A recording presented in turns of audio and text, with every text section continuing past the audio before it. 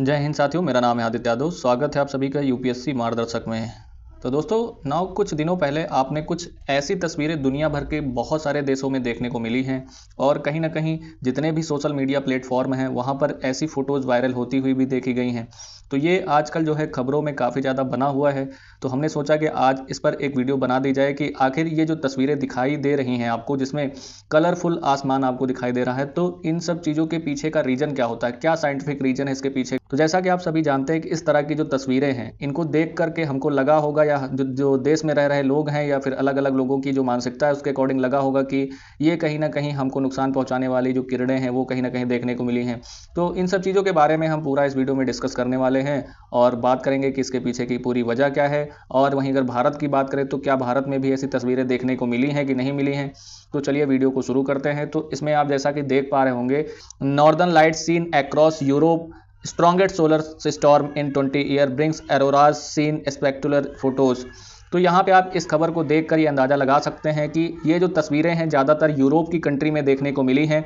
वहीं अगर बात की जाए तो ये जो होता है वो सोलर स्टॉर्म के कारण होता है और 20 साल बाद ऐसी जो दृश्य देखने को मिले हैं। वहीं अगर बात की जाए तो जो ये कलरफुल दृश्य देखने को मिले हैं इनको बोला क्या जाता है, तो इनको बोला जाता है ऑरोरा। तो ऑरोरा के बारे में हम पूरी वीडियो में डिस्कस करने वाले हैं कि इनका फॉर्मेशन कैसे होता है और ये किस प्रकार से बनती हैं। तो चलिए वीडियो को देखते हैं आगे। तो जैसा कि आप यहाँ पे अगर न्यूज़ की बात करें तो इसमें आप देख सकते हैं कि spectacular auroras in spotted over, तो रसिया में सबसे ज़्यादा, वहीं अगर यूक्रेन, जर्मनी, स्लोवेनिया, ब्रिटेन और other part of Europe most powerful solar storm in more than 2 decades strikes Earth on Friday. यानी कि शुक्रवार को देखा जाए तो जैसा कि मैंने अभी बताया है कि रसिया के अंदर, यूक्रेन के अंदर, जर्मनी के अंदर, स्लोवेनिया के अंदर, ब्रिटेन के अंदर 20 सालों के बाद ऐसे दृश्य देखने को मिले हैं जिनको हम सोलर स्टॉर्म का दर्जा देते हैं, जो मोस्ट पावरफुल सोलर स्टॉर्म देखने को मिला है।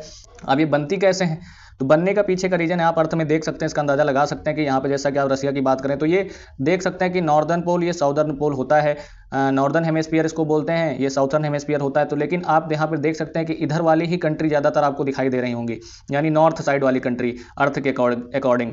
तो अब ये देख सकते हैं कि जो नॉर्थ वाली कंट्री है यहाँ पर ये पूरे जो दृश्य हैं वो देखने को मिले हैं। तो इसके पीछे की वजह क्या है, तो वजह के पीछे जैसा कि आप इसमें दृश्य को पहले देख लें कि किस किस प्रकार से दृश्य दिखाई दिए हैं। तो पहला दृश्य ये देख सकते हैं, ऐसे दृश्य दिखाई दिए हैं ये कहीं ना कहीं। तो अब इसका फॉर्मेशन कैसे होता है, तो यहाँ पे आप इसको समझने के लिए आपको यह समझना जरूरी होगा कि जैसा कि आप सभी जानते हैं कि ये हमारा सूर्य होता है और सूर्य के अंदर बहुत सारा जो होता है प्लाज्मा देखने को मिलता है। अब प्लाज्मा कैसे बनता है इसके पीछे का भी रीजन होता है, लेकिन इसके पहले आपको दो जानना जरूरी है कि स्टार और प्लेनेट के बीच में अंतर क्या होता है। तो स्टार का मतलब होता है जिनकी खुद की रोशनी होती है और प्लेनेट वो होते हैं जिनको सन के द्वारा रोशनी मिलती है। तो आप समझ पा रहे होंगे कि हमारा अर्थ जो है वो एक प्लेनेट के दर्जे में आता है। वहीं अगर सूरज की बात करें तो सूरज जो होता है वो तुम्हारा स्टार होता है। तो स्टार की बात करें तो यहाँ पर अगर देखा जाए तो हाइड्रोजन एलिमेंट मिल करके एक अभिक्रिया करते हैं जिसके बाद यहाँ पर हीलियम का निर्माण होता है। तो हीलियम की वजह से यहाँ पर इतनी ज़्यादा गर्मी हो जाती है, हीट हो जाती है।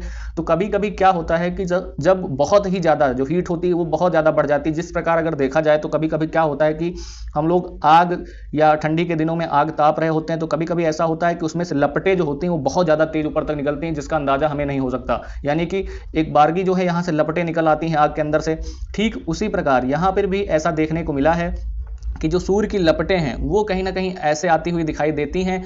और ये क्या होता है, जो बीच में तो बहुत सारे जो हमारे ग्रह होते हैं वहां पर भी इनका असर देखने को मिलता है। लेकिन अगर बात की जाए तो यहाँ पर जिस प्रकार आप देख सकते हैं कि जब सूर्य की किरणें इस प्रकार आती हैं लपटें, जैसे कि यहाँ पे आप देख सकते हैं, तो इसमें होता क्या है कि जब हमारी अर्थ, आप जानते हैं कि अर्थ जो है अपने एक्सिस पे भी घूमती है और सूर्य के चारों ओर चक्कर भी लगाती है। तो अब होता यह है कि जब अर्थ अपने ही उसमें घूम रही होती है तो यहाँ पर मैग्नेटिक फील्ड जनरेट हो जाती है। तो मैग्नेटिक फील्ड जनरेट होने के बाद क्या होता है कि जब यहाँ सूरज की लपटें जब इसके सामने से आती हैं तो कहीं ना कहीं ये जो मैग्नेटिक फील्ड होती हैं ये इसको रोकने का काम करती हैं। तो रोकने का काम करती हैं तो यहाँ से इसको यहाँ तक पहुँचने में बहुत ही ज़्यादा दिक्कत होती है। लेकिन अब ये अगर आगे बढ़ गई हैं तो कहीं ना कहीं अगर मैग्नेटिक फील्ड जनरेट होने के कारण से जो इनका पोल वाला एरिया होता है, नॉर्थ पोल और साउथ पोल वाला एरिया होता है, यहाँ पर कहीं ना कहीं स्पेस खाली मिल जाता है। जैसा कि आप यहाँ इसमें इमेज में देख पा रहे होंगे कि यहाँ ना कहीं खाली स्पेस देखने को आप मिल रहा होगा, यानी नॉर्थ पोल और साउथ पोल।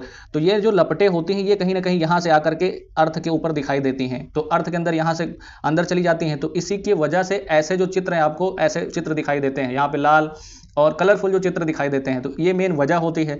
तो वजह ये आपको समझ में आ गई होगी। अब लेकिन अब ये एक बात और देखने को मिली है कि ये जो आपने देखा कि अभी तक हमने जो बताया है कि ये ज़्यादातर जो तस्वीरें हैं ये नॉर्थ पोल के अंदर देखने को मिली हैं और यहाँ पे साउथ पोल देखने को मिलता है। तो ये नॉर्थ पोल के अंदर देखने को मिलती है, तो इनको हम बोलते क्या हैं? तो ऑरोरा जो होते हैं इनको अगर नॉर्थ की बात करें तो इनको बोरेलिस बोलते हैं, यानी जो नॉर्थ साइड में दिखते हैं, नॉर्दर्न हेमिस्फीयर में दिखते हैं, इनको ऑरोरा बोरेलिस बोलते हैं। और वहीं अगर बात करें जो साउथर्न में दिखते हैं उनको ऑरोरा ऑस्ट्रेलिस बोलते हैं, और जो साउदर्न हेमिस्फीयर में आपको देखने को मिलते हैं। तो आप समझ गए होंगे कि इस समय जो देखने को मिला है वो ऑरोरा बोरेलिस देखने को मिला है, क्योंकि ये नॉर्थ पार्ट में दिखाई दिया है। अगर वहीं अगर बात करें, आपके मन में ये भी क्वेश्चन आ रहा होगा कि क्या भारत के अंदर भी ऐसी तस्वीरें देखने को मिली है कि नहीं मिली? तो जी हाँ, ये तस्वीरें यहाँ पर भी देखने को मिली, जैसा कि आप इस आर्टिकल में देख सकते हैं। Severe solar storm in triggers rare auroras arc in Ladakh sky, यानी लद्दाख के अंदर इस प्रकार से आपको यहाँ पर भी कलर देखने को मिले हैं। जैसा कि आप यहाँ पे देख पा रहे होंगे कि ये इंडियन एस्ट्रोनॉमिकल ऑब्जर्वेटरी जो है लद्दाख के अंदर, वहां से इसको देखने को मिला कि यहाँ पे आप देख सकते हैं कि कुछ टाइम के अकॉर्डिंग यहाँ देखा जाए तो 3:42 पे 11 मई को ऐसी जो है अर्थ के ऊपर ऐसे कलर आपको दिखाई दे रहे होंगे। तो ये कहीं ना कहीं, क्योंकि अगर हमारी बात करें तो हमारा जो लद्दाख एरिया है वो कहीं ना कहीं नॉर्थ एरिया में पाया जाता है अर्थ के अकॉर्डिंग, और भारत के अकॉर्डिंग भी ये नॉर्थ एरिया में पाया जाता है। तो इस वजह से यहाँ पर भी ऐसी तस्वीरें देखने को। और वहीं अगर बात की जाए तो ऑरोरास के जो फायदे तो नहीं है, लेकिन इसके नुकसान जो है वो काफ़ी ज़्यादा होते हैं। तो जैसा कि अगर नुकसान की बात करें तो यहाँ पे आप देख सकते हैं कि जब भी कभी सूर्य की किरणें जब ज़्यादा मात्रा में यहाँ पर आएंगी तो अर्थ के पहले जो हमारे कुछ सैटेलाइट्स वगैरह होते हैं, वहाँ पे ह्यूमन स्पेस एक्सप्लोरेशन होते हैं, तो इनके ऊपर इनका काफ़ी ज़्यादा असर देखने को मिल सकता है। क्योंकि यहाँ पे अगर बात की जाए तो सैटेलाइट का जो मिनिमम टेम्परेचर जो होता है कहीं ना कहीं, क्योंकि सूर्य के मिनिमम टेम्परेचर को ये अब्जॉर्ब करके जो है अपनी एनर्जी जनरेट करते हैं, लेकिन अगर उससे ज़्यादा अगर देखा जाए तो यहाँ पे अगर आसान भाषा में अगर समझें तो देखें कि अगर लपट यहाँ पे पड़ती हैं तो इसके ऊपर इसका असर देखने को मिलेगा। क्योंकि कहीं ना कहीं जो इनका मैक्सिमम टेम्परेचर जो है कंट्रोल करने का कुछ तो इनके अंदर होता होगा कि हम इतना ही टेम्परेचर कंट्रोल कर पाएंगे। उससे ज़्यादा अगर टेम्परेचर होता है तो कहीं ना कहीं इसके लिए इनके जो सर्किट होंगे वो कहीं ना कहीं फ्यूज हो जाएंगे, डिस्ट्रॉय हो जाएंगे।